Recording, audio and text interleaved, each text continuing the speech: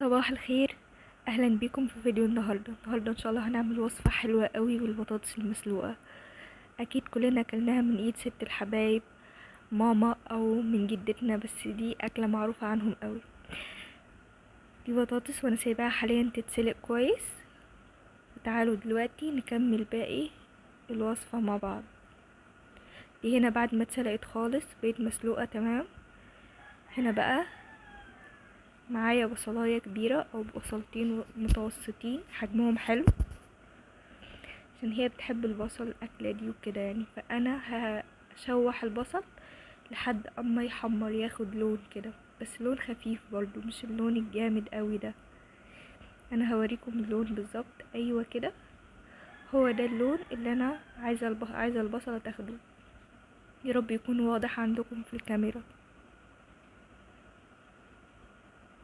بس هنا بقى هنزل بالبطاطس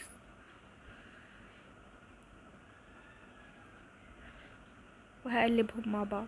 هديله ملح وكزبره ناشفه وكمون. بس قبل، ايوه هنا اهو حطيت الكزبره والكمون وهديهم تقليبه مع بعض.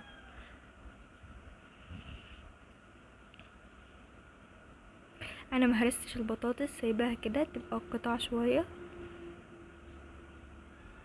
طفيت النار عليها ودلوقتي هنزل بقرنين فلفل اخضر مع حبه خضره، اي نوع خضره انتوا بتحبوها. انا مستخدمه بقدونس، بس استخدموا اي حاجه هتطلع حلوه. بس كده وقلبتها. ويا رب يكون الفيديو عجبكم.